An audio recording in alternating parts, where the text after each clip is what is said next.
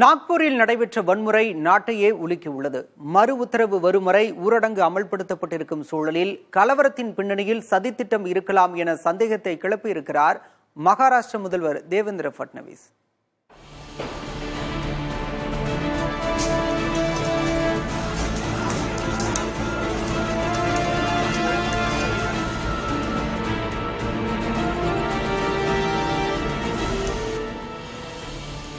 மகாராஷ்டிரா மாநிலம் நாக்பூரில் உள்ள சிட்னிஸ் பூங்கா பகுதியில் திங்கட்கிழமை இரவு 7:30 மணி அளவில் வன்முறை வெடித்தது.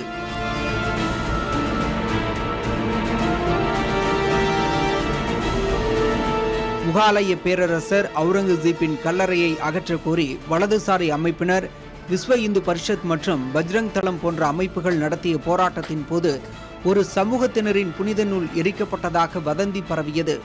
உடனே அசாதாரண சூழல் ஏற்பட போராட்டம் வன்முறையாக மாறியது. கடைகள் அடித்து நொறுக்கப்பட்டன, வாகனங்களுக்கு தீ வைக்கப்பட்டன.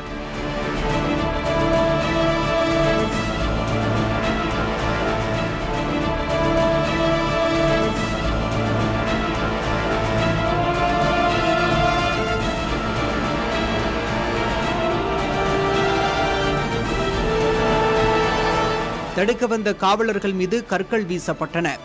தொடர்ந்து அன்சபுரி பகுதியிலும் மற்றொரு மோதல் வெடித்தது.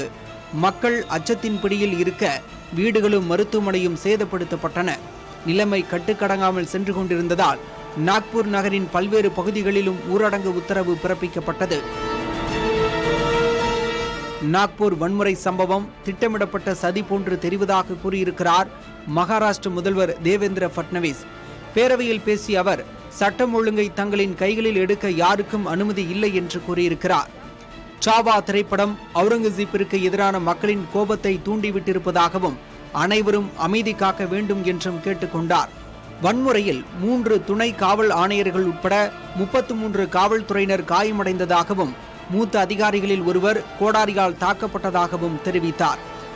அதே சமயம் நாக்பூர் வன்முறையால் மகாராஷ்டிர அரசு உளவுத்துறை தோல்வியடைந்திருப்பதாக ஏஐஎம்ஐஎம் கட்சியின் அசாதுதீன் ஓவைசி சாடியுள்ளார். வன்முறை தொடர்பாக 5 வழக்குகள் பதிவு செய்யப்பட்டுள்ளன. 50க்கும் மேற்பட்டோர் கைது செய்யப்பட்டிருப்பதாக காவல்துறை தரப்பில் தெரிவிக்கப்பட்டுள்ளது.